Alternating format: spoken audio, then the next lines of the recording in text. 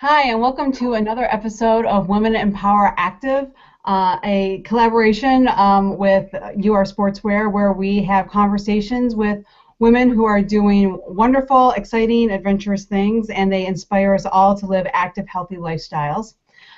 Today, we're very, very excited to have Jessica Kelley with us.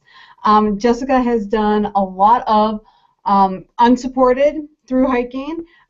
First woman to do a bunch of different trails and through hikes and kind of pound through national parks, and also has coaching evergreen endurance coaching where she helps people with backpacking, triathlon, cycling, running, all sorts of different endurance sports and all different types of things. And so without further ado, thank you, Jessica, for joining us. Yeah, thanks for having me.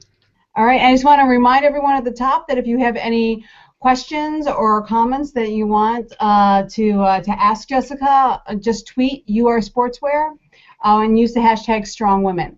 So Jessica, again, welcome to Women Empower Active, and if you could start, give us a little bit of your athletic background and where you started from. Sure. I started as a very unathletic person who smoked and drank and partied a lot. That's where I started. And I don't remember exactly how I stumbled into triathlon, but triathlon was what first sort of brought me into endurance sports. I think partly because it's such a welcoming community and they divide by age groups, so it's easy to feel like you're like you're doing well because you're like, I won my age group. There was only 2 people in it, but I still won it. And so yeah, I started with triathlon and then got into did some bike racing, and then I had always sort of hiked and backpacked just for fun, and eventually realized that trail running was what I was really excited about. At least right now, my interests, it's always endurance sports, but my interests shift. So who knows where I'll go next. Yeah, I think that it's interesting. I think there's so many women who can relate to not being having an athletic background. Like having that. I was overweight. I was doing unhealthy things, and here you are. You've done so much. So it's not. I guess it's like never too late, and you're never too far gone to kind of reach these adventures, right? Right. Yeah, no, that's definitely true. I mean, I think if there's anybody listening to this who knew me in high school would be shocked that I do what I do now, just because I just wasn't into it in high school. I wasn't into any sports. Like I said, I smoked a pack a day. I was sort of a different person. So I think, yeah, you can always make big changes. It's hard, it's not easy, but it's possible. Yeah, and so triathlon was the first thing that kind of grabbed you from as far as endurance sports goes. Yeah. What was it about triathlon? What did you enjoy about that type of challenge? Gosh, I think it was just the accessibility of it. And to be honest, part of it was also there was a group of women called the Lunatics. Unfortunately, they don't have a group in Seattle anymore, but it was just this welcoming group of women that sort of took me in and explained to me how it all worked. So it was just the feeling that that there was a community of people that I could hang out with and train with and race with and be a part of, which is kind of funny because now I do everything by myself. But but when you're very new to endurance sports, it feels really intimidating and scary. And so it was nice to feel like triathlon just felt like something, and I'm talking sprint distance triathlon, that felt accessible to me. It was something that I could do. So yeah. And then as you're in triathlon and you're doing sprint triathlon, I know you've done Ironman. So was it one of those where as you started to get confidence, what was your progression then to kind of up your distance? Yeah, it was basically exactly as you described. And I think really it was more like, okay, if I can do a sprint, especially because I was never an athlete. And I mean, I guess I should back up and say I did a lot of hiking and backpacking, in college, I guess. But even like in high school, I definitely wasn't doing anything like that. And then in college, I started hiking and backpacking. And that was athletic but not competitive, and I wasn't racing and things like that. And so when I did, you see my dog back there, sorry. So getting into triathlon, it was kind of like, okay, well, if I can do this, what else can I do? It was that feeling of like, well, let's see, maybe I can do this distance, maybe I can do that distance, and especially from feeling like I wasn't really athletic at all. It was that feeling of like a whole new world opened up, you know? And you know, as that world's opening up for you, did you find that you started to see yourself as an athlete? I mean, was there a transition for you? Do you see yourself as an athlete now? No, I don't. I mean, that's funny. That's an interesting question because I see myself as a coach, so I definitely see myself as part of the endurance community. But when somebody says like I'm an athlete, I tend to me there's a sort of assumption that you're a natural athlete. It's something you've always done. You're athletic, I guess, is what I'm trying to say. And I don't see myself as athletic. Anything that I've done in terms of athletic accomplishments has always involved a lot of hard work, and it hasn't come easy to me. You know, I have friends who can, you know, there's one woman I know who her first run back after pregnancy was 6 miles. I would be completely injured and out for 6 months if I went from 0 to 6 miles. She's a natural athlete. She's athletic. She can do it. That's what she does. So I don't see myself as athletic in that way. But yeah, I love endurance sports, but I'm not an athletic person, I would say. I got you. So, but the competition too was something that you enjoyed as part of the triathlon community also, correct? Or it was, yeah. I mean, and again, to be perfectly frank, I think it was because it was easy to succeed. So there's something really gratifying about doing your first race and placing, you know, well in your age group. Especially if you don't really feel like you're athletic. You're like, oh, maybe this is something that I might actually be kind of good at. And especially since I just wasn't good at sports. It didn't come easily to me. So to feel like maybe this was not going to be completely impossible, that was very appealing. And we talked, so you have mentioned that you know, in college you had done backpacking, hiking. So you had that sort of in your background. When did that then become something you came back to? Yeah, when I got into triathlon, like I said, I got pretty intense about it, and I spent a lot of years really focused on results and, you know, really thinking about how to get faster and how to win my age group or do whatever. And I started to just kind of get a little bit tired of that. For me, it was something where I was ready to try something else.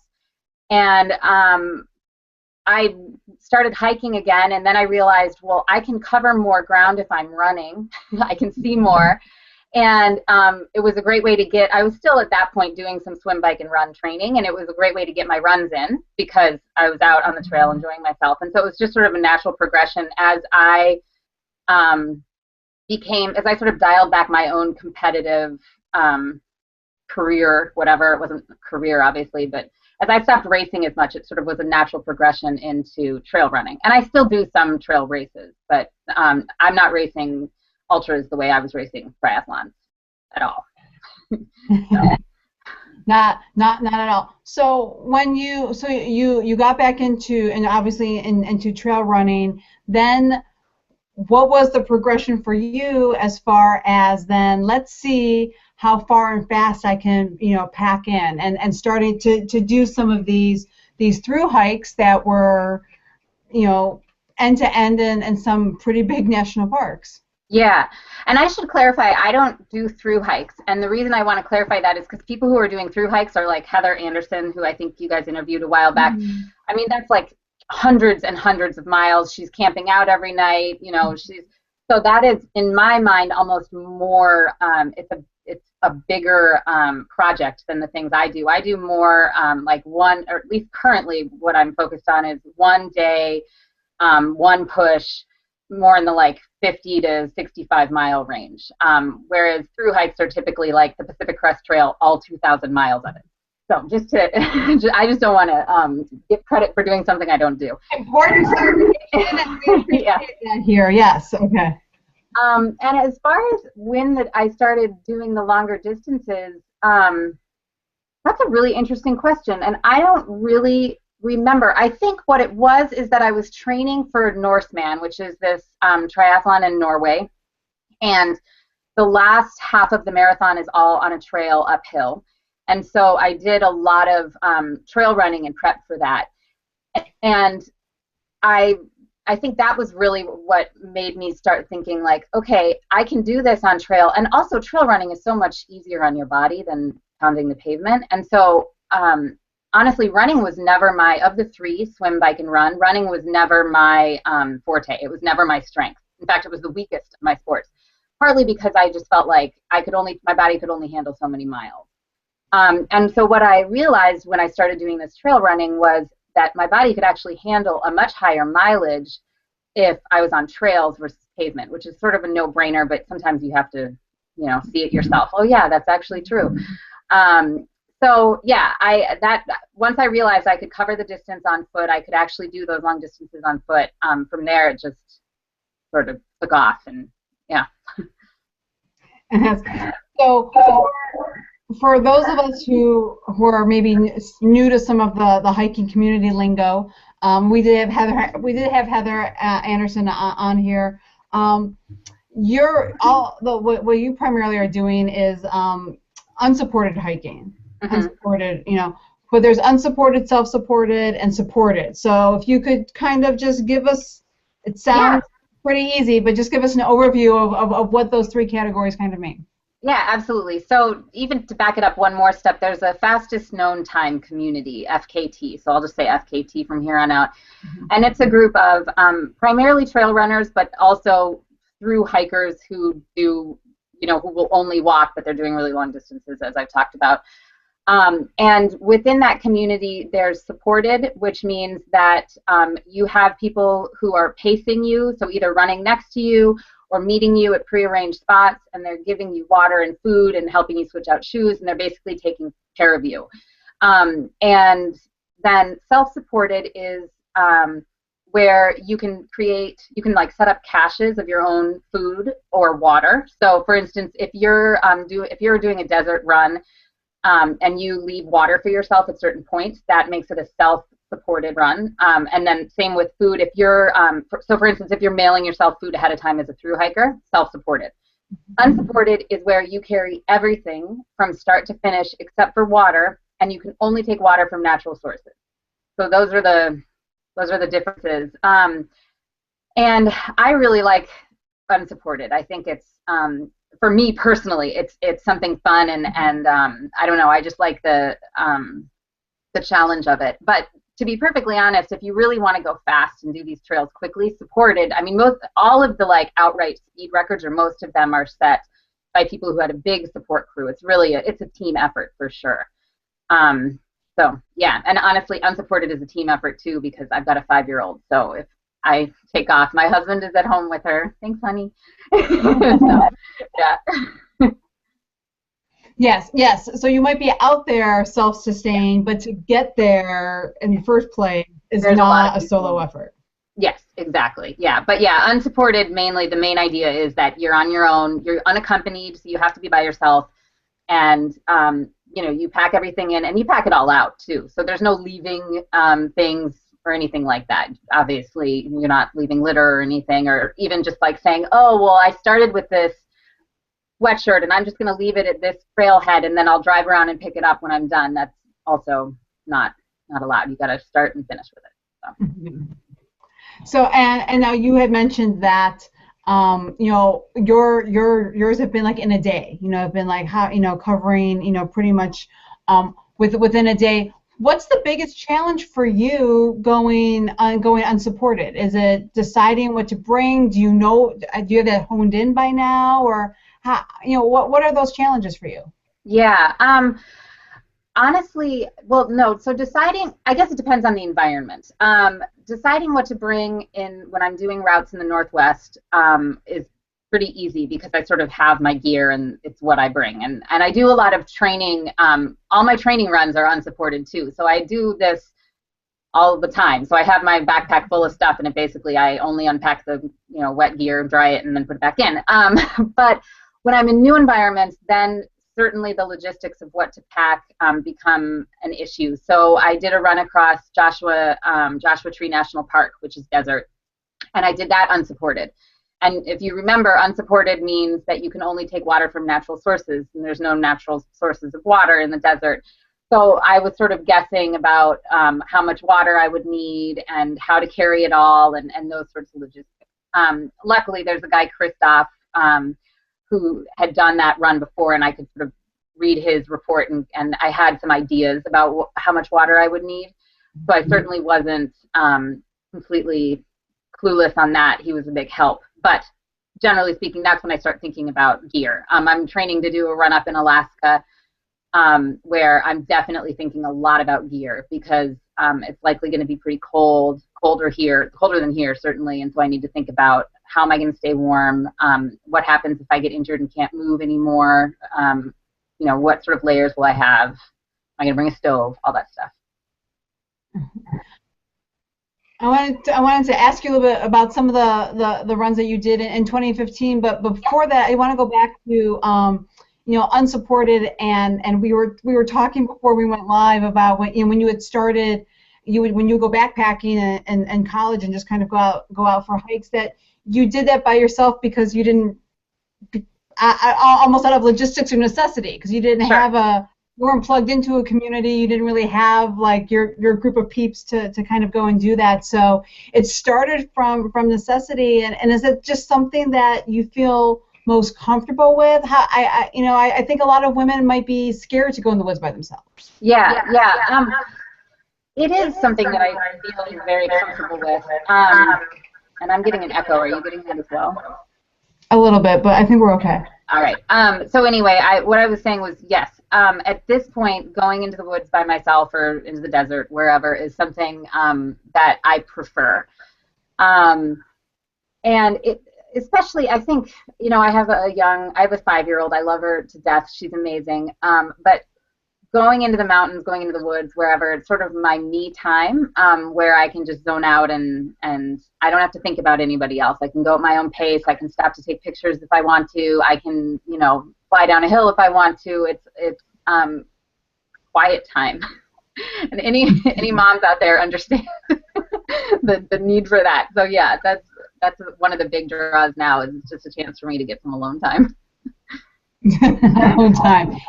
Right? You have to worry, and you don't worry about anybody else. You're not caring about anybody, for anybody else's needs but your own, which as a mom you don't get to ever do unless you're out in nature, sort of by yourself. Yeah. For women who maybe have some concern, what would be your advice? How would you suggest for them to maybe get comfortable or find a comfort level in going out in places that might be a little bit remote and might not that might make them nervous because they're not used to that environment? Yeah, sure. Well, I think in terms of the progression, I know that many women start with trails that are really popular. So, you say you're going out by yourself, but really, there's tons of people on the trail. You're always around somebody. That's a good way to sort of ease into it. I am by myself, but there's a lot of things that I do to keep myself safe, or at least safer. So I have a DeLorme satellite messenger, and my husband can see where I am, and it has like an SOS button if I need it. I mean, that's not that doesn't, if I run into a lot of problems and I'm 30 miles deep, it's going to be hours before somebody gets to me. So it's not like I'm going to be instantly medevaced out of there. So obviously I still need to be careful, and I need to be able to take care of myself. But at least there's a way I have, if I'm in a real emergency, I have a way of communicating with people and saying like, hey, can you come get me? Hopefully that will never have to happen. Yeah, I carry a satellite messenger. I carry bear spray or pepper, like mace, depending on where I am. And honestly, I carry it more for people. I think the most sort of uncertain I've ever felt where my radar comes up is more more around other people than any wildlife. I haven't really ever had any wildlife encounters where I've been concerned. In fact, every animal that I've ever seen has run away from me. But you know, I think it's just nice to have something to fight back with if you need to. Which actually, I say go start with busy trails, right? I just said I recommended that. Now that I've spent a lot of time on trails by myself, I personally actually feel safest on remote trails. So to me, the urban, like the urban trails where everybody is all the time, that feels a little, I don't know.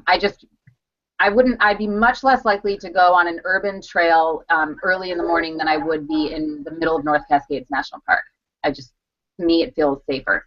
I don't have to worry about other people.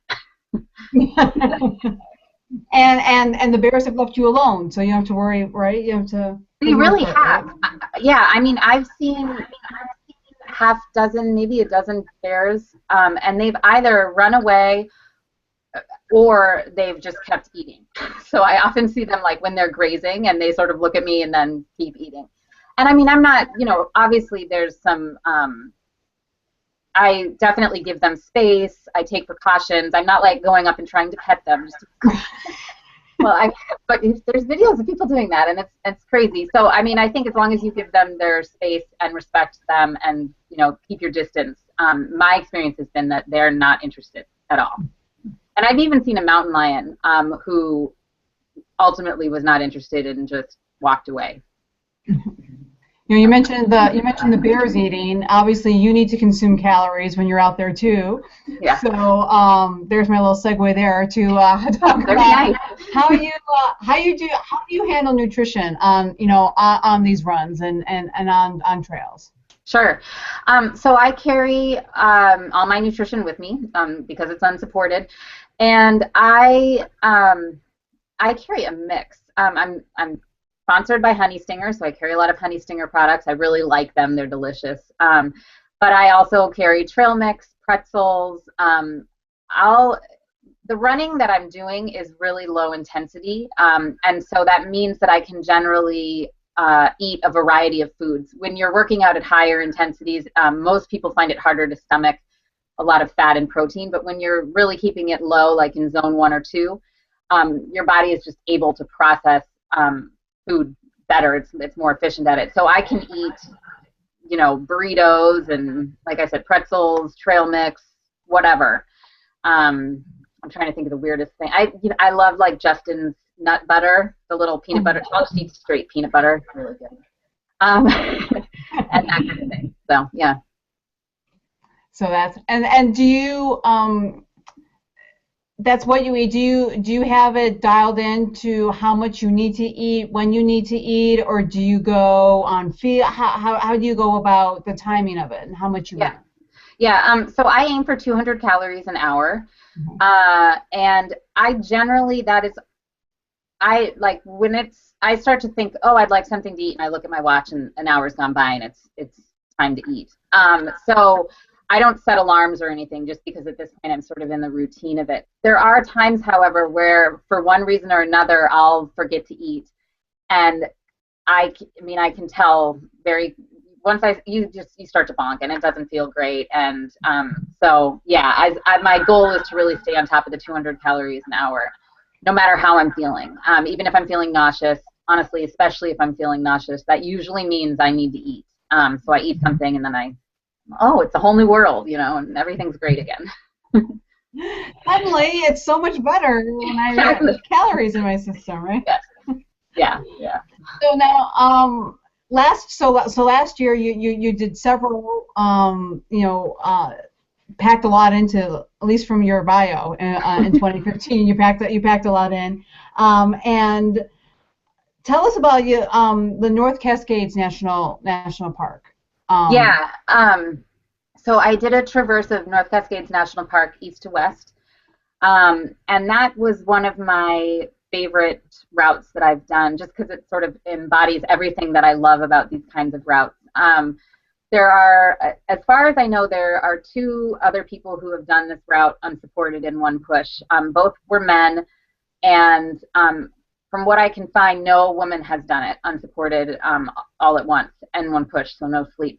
And it's the route's 50 miles. It's 10 to 12,000 feet of elevation gain, so it's a hefty route. It's a solid day for sure, and it's also really remote. So once you start the traverse, there's no bailout point. There's no roads.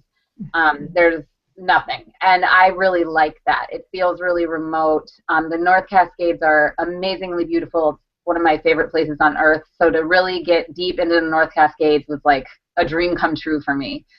And to be the first woman to do it was really neat. So yeah, I hold that FKT, but you know, it's, as I've said to you at a different time, it's a first known time. I don't think that is really should be looked at as a fastest known time, because it just, I think there's a lot of women out there who could bring that time down by multiple hours if they set their minds to it. So, and that's the other thing I like about it, is what I like is that it's a route that not a lot of people know about, and now that there's an FKT for it, a women's unsupported FKT, I'm hoping other women will take a look and say, oh, okay, well, she did this, and God, it took her 17 hours. That's really long. I could do that in 14 hours. And then they'll go out and do it, and it'll sort of help grow the community in that way. So, yeah, I'm hoping to inspire women by setting the bar low. but setting the bar low, that's still a pretty big, you know, it's not very, very low, let's say it that way. So that sounds kind of part of what you maybe love about the community. You know, you are the first woman to do this. So as you said, it's the fastest because it's the first. But exactly.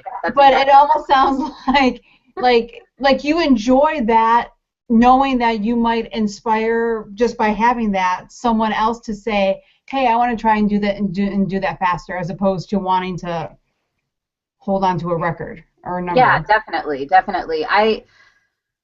I just like the idea of getting more women out there, and especially when I hear women who, you know, don't go trail running because they have a hard time finding other women or people to join them or whatever, and or who feel afraid for whatever reason of being out there by themselves. Obviously, I can't ever guarantee anybody's safety, but I know personally that by looking around and seeing other women out there on their own doing big things, it has made me feel a little more comfortable and has given me, you know, the courage to try some bigger things. So if I can help other women do that, that's awesome. And especially because in the FKT world, there are certainly some women out there that are setting unsupported FKTs. I'm definitely not the only one. And there are women out there setting fastest known times. There are fast women out there running unsupported. But there's not a lot of them. And so I would love to see more of us on the FKT website and setting these unsupported FKTs, and really, I'd like to see more of a female presence in the FKT world, particularly unsupported FKTs. And I think that also, like the FKTs, you know, to look in that community, it seems like even if I might be like, well, I don't think I'm going to be able to do it and beat 17 hours, but I think I want to do it. You know, right. I get the, you know, as far as getting more women out there in general, yeah. whether you're fast, whether you think you're fast or not, you know, right. relatively speaking. Yeah, absolutely. Yeah, I mean, and that's exactly right. Is I think, sure, there are probably other women who are like, well, I don't know if I want to do that in 17 hours. I would like to stop and sleep. You know, I want this to be a comfortable experience. And so, but just seeing that route, letting them know, hey, there's this really cool route. It's through the North Cascades. It's beautiful. That's another thing I do, is I love taking pictures. And I'm not a photographer by any means, but I do stop a lot and take pictures and post them in my trip reports. And I hope that people see that and like, wow, that's out there. I mean, the North Cascades, if you're in Seattle, that's like 3 hours from here, and it's stunning. It's amazing. I probably shouldn't be talking about it. But, you know, it's out there, and it's accessible. It's more accessible than it might seem. What would you say to someone? I know that I'm going to say this is kind of a personal fear of mine, is sometimes on there are some trails which obviously are very very well marked, and you can find a map or have a map, and you're fine. There are some parks, even like around me, that have great trails, but they kind of just end, or I'm not real sure where they go. And I'm pretty sure that if I just go out there, like, I'm not going to get too, where I'm going, I'm not going to get too lost. But what's maybe your advice for people who might be like, I'm a little afraid of going out there by myself, and I can handle like the animals, but I'm a little afraid about like, getting lost, or actually is that part of the fun of it too?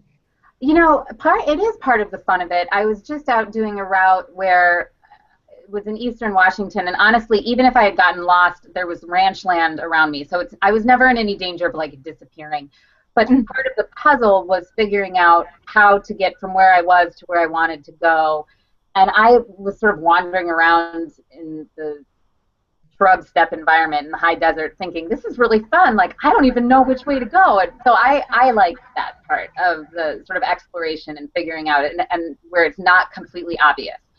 But if you don't like that part, you know, carrying an awesome map obviously is a must-have. You really need to have a good map. And for me, another thing that has really helped is having GPS. And I think you should still carry a map and compass, absolutely. But I have found that I am much more capable, or I'm much better at getting a sense of where I am now that I carry a GPS, even without, I mean, obviously if I look at the GPS, I know exactly where I am. And I guess by doing that often enough, I now have a better sense of my place in the topography based on the map and based on looking around and what I'm seeing. So using a GPS has actually made me better with a map and compass. It's sort of been my way of verifying, like, okay, I am here. That mountain is the one I think it is. And then I look on a map and I'm like, okay, so that's what that looks like, and it all comes together. Oh, sure it does. And you know, I'm like my father and I will go hiking, and he'll joke. He's like, it all looks the same. Like, he loves being out in the woods, right? He's like, but at a certain point, it all looks the same. So he goes, if we didn't have these blazes, I wouldn't know where to go, type of thing. But right. I also feel that the more time that I spend on trails, whether I'm hiking or running, the more I start to be able to notice things and differentiate and be like, oh yes, I remember that I passed that. So if I'm going out and back or trying to loop back, I understand that. So it's almost more. Would you say the more you're in it, the more comfortable you get? Absolutely, yeah. And I think, you know, because I spend so much time in the Cascades and in the mountains here in the Pacific Northwest, I'm also starting to get to know certain peaks just by sight. Like, oh, okay, my husband, if he's listening, will laugh because, for instance, I had a minor obsession with Sloan Peak, and I was like, oh, there it is. There's Sloan Peak again, because it's this big mountain you can see from many different trails in the area. And so things become familiar to you, and not only does that help you in terms of figuring out where you are, but it also just makes it start, I mean, this is sort of cliched, but it starts to feel like home. You're like, oh, that peak, like, I know that peak. That's the peak where I did this and that and whatever. And it just, it's just a really neat feeling. And I think I sometimes forget how comfortable I am here until I go to new places. So like when I went to Joshua Tree National Park, and I did the Joshua Tree Traverse at night. So I started at 7 p.m. and I finished at 5 a.m. or I don't know, whatever, but it was entirely in the dark. And I know what trees in the Pacific Northwest look like in the dark. I don't know what Joshua trees look like in the dark. What they look like is like scary men standing there staring at you with their hands at their sides. Seriously. So it took me, it took me a while to like get comfortable in the dark in a new environment. And I have that comfort comes a lot more naturally to me, obviously, in a place where I spend a lot of time running around, like the Pacific Northwest. Yeah. Right. And what so for a lot of times when we talk about whether it's running, whether it's endurance sports, whether it's pavement marathons or trail or hiking and traversing or through hiking, we talk about, you know, physical training, but there's also that emotional component and that mental component to it. And what, you know, for when you're out there, when you're out in the mountains, the woods, the desert by yourself, is there an emotional component for you as you're going through that? Sure, definitely. And I would even separate the emotional with the mental. I think one thing that endurance sport really does for me, and bear with me because I'm about to get a little woo-woo, but it really brings me into the present moment. And I'm not very good at that naturally. I'm a planner. I like to think ahead. I like to think in the past, what happened, what could I have done differently, but it doesn't come naturally to me to be present. And when I am running on trails, it is absolutely the easiest thing in the world for me to be just like right there in that moment. So that's a big thing. It's a big draw to me is not having to work to be mindful. It just comes naturally when I'm out in the mountains by myself, particularly. And emotionally, honestly, I feel a lot of joy when I'm trail running. I really love it. I think the only time it gets hard emotionally is when I'm doing something through the night. I find that I really start to miss my family in the evening hours. And so that is probably the biggest emotional challenge I face is that feeling of like wishing that I was at home tucking my daughter in. I look at my clock and it's her bedtime, and I know my husband is tucking her in and giving her a kiss, and I'm not there. And that's really hard for me. But you know, there's trade-offs and sacrifices, and most nights I am home for her. So, but it is hard when I am not. It definitely is. When so what's on tap for you for this year? I know you had mentioned Alaska, but what's on your schedule? Yeah, so I'm looking at doing a race, and actually an organized race in Alaska, and that's in late March. And I don't know, I have a couple of route ideas for the summer. I mean, let's be honest, I have a whole list of things I want to do. I mean, quite literally, like I have a Google Doc with all the trails and different ideas I have, and I think a lot of it's just going to be about what conditions are, what trails are available when I am feeling fit enough to tackle a certain distance. There are so many trails out there. It's awesome. There are so many routes. I mean, obviously there's a ton of trails, but there's also a lot of routes that really excite me, either because nobody's done them, or because only men have done them, or simply because they look like they're just amazingly beautiful. And so I've got a list of trails like that, and I just hope to keep going through them and crossing them off the list. That's the plan.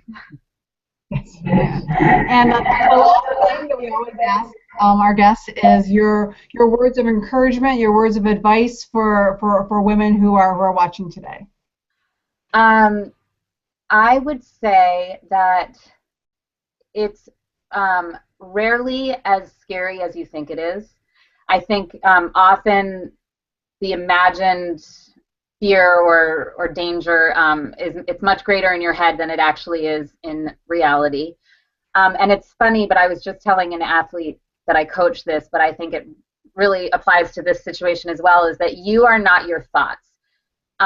So when I'm in the woods, when I'm in Joshua Tree and I'm looking at a Joshua Tree and it looks like a man there standing there staring at me, I can say, okay, I'm scared, this is a scary situation, but those are just thoughts I'm having, and I'm not, it helps me to sort of remove myself from that situation. So I would say don't let that fear control you or keep you from doing things you really want to do. It's just a thought, it's just a feeling that you're having. It's not necessarily the reality of the situation. Well, that's great. Jessica Kelley's been our guest for this episode of Women in Power Active. Thank you so much. Yeah, thanks for having me. It was great. For sharing your story, yes. And so for all of our viewers, we will see you again next time soon on Women in Power Active. Have a great one, guys. Bye-bye.